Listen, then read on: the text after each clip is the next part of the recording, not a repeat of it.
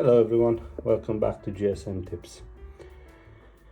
In today's video I will show you how to disable your always on display on your iPhone 15 Pro.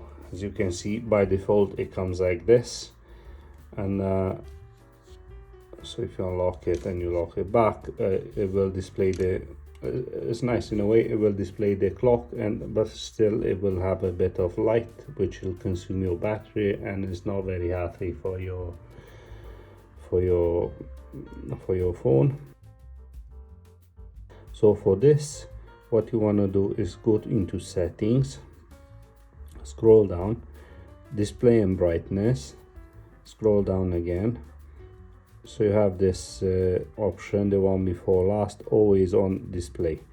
Just go in here, always on display, just untick this, and